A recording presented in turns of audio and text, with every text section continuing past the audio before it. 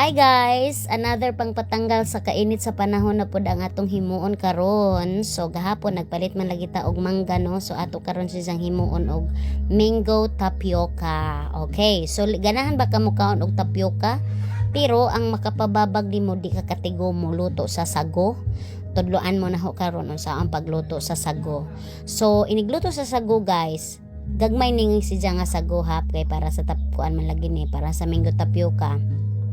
So ang una nimong buhaton guys, imo sang pabukalan ang tubig. As in boiling water gadud siya.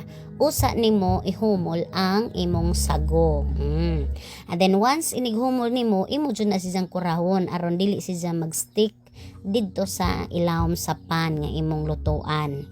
Okay, so after makuraw-kuraw, nga kanang di na siya mo stick dito sa ilawom, imo na siyang takban og mga pabukalon nimo siya og mga 15 minutes. So samtang nagbukal si jag 15 minutes, imo pud siyang ukay-ukayon ana. Nganong kinahanglan man ukay-ukayon aron dili siya mo stick dito sa ubos, dili siya mudukot bali. So kinahanglan jud nimo siyang for once in a while imo siyang ukayon aron dili siya mudukot dito sa ilawom. So after 15 minutes guys, makakita na ka ana inig otro nimong abliing ana mura na siya mo translucent na siya o porma o mangana na siya porma, translucent na siya padong.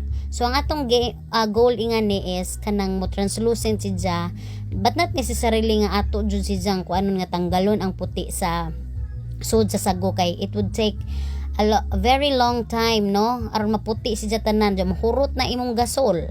So ang atong buhaton ingana kung makaingana na si jag porma no nakita na ka nga murag na ni transparent sa ijang kilid tunga na laman ang problema, imo si jang pagngan og gasol.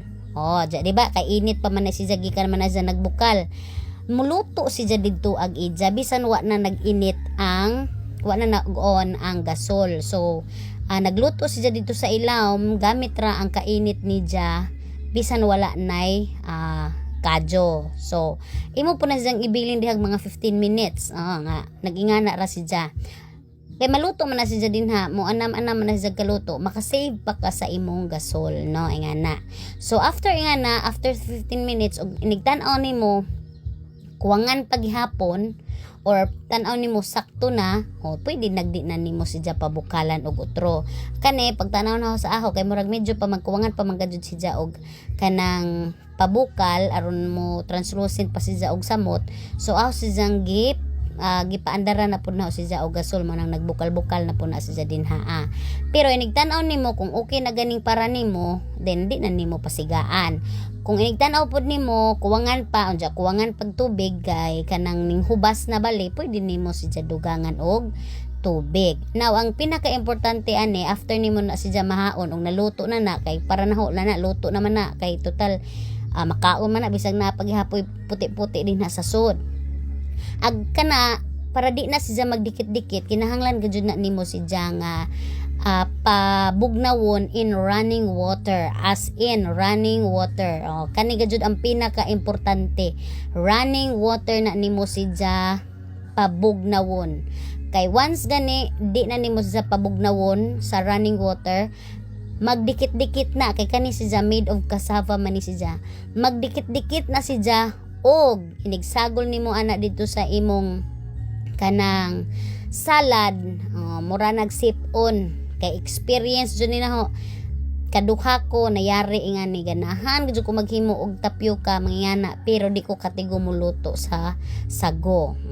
Kay wa man to na gipabugnaw in running water, ang resulta agahong salad naingog sip-on naway ayo arang sayang nga gud to, as in birthday pa jud to sa akong bata na palpak agahong trabaho ja gipangdungangan na ori na gatas kay basig sticky ra kay tungod kay kuan ra no kuwangan ra gatas gipon ana og evap ja mo tabang na malagi pod kay na po evap dugagan na po og condense basta pila ka to kalata ahong kanang nakas ingato guys. Pero kuano kanang ang resulta mo ra gyapon sticky ra sa gyapon didto ko napalpak tungod kay wa to na ho si jagi pa kanang gipabugnaw in running water. So katong hang video ganina paghuho nga natibugol siya, tibuok ang mga sago kani. Okay ra na siya kay once nabugnaw naman to siya pero ning stick lang man siya gihapon. Pero inigbutang ana sa gatas, mukuan na kana mo unsara nang mo separate na to siya o mag-usa-usa na to siya. Okay, so simple ra. After ato butang na to ang sago and then ang atong mangga and then ang atong cheese kana ra and then naatay duha ka evaporated milk and then kani nga condensed ang gigamit is mango nga flavor and then usa ka cream ug nahuman na ang imong salad. Very yummy ug sakto kaadyo sa panahon karon nga arang kainit. Wa salaman tay diet, oy bahala na nang diet. Oy kay unsa man ang lami aman ikaw og bugnaw og init nga ara mainitas panahon ara manglami agad jud nga maka feel ta og kanang bugnaw sa atong tilaok inigkaon kay ara magad jud inita napasa laman ta nga ng diet. Unja na nagjud koy customer nagahong anak sig atong kay ganahan na siya motilaw.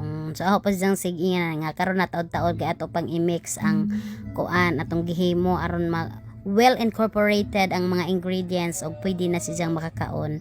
Kanunay gyud ni siya guys nagani ko himuon nga mga sweets. Kanin gyud siya tigtilaw. Di man jud tilaw pod kay usa ka baso man. So di tilaw kaon. Makaon na gyud na siya. So sa pa inyong gihuwat paghimo na pud mog injo aron matambalan ang inyong kauhaw sa kainit sa panahon. Thank you for watching guys. Bye.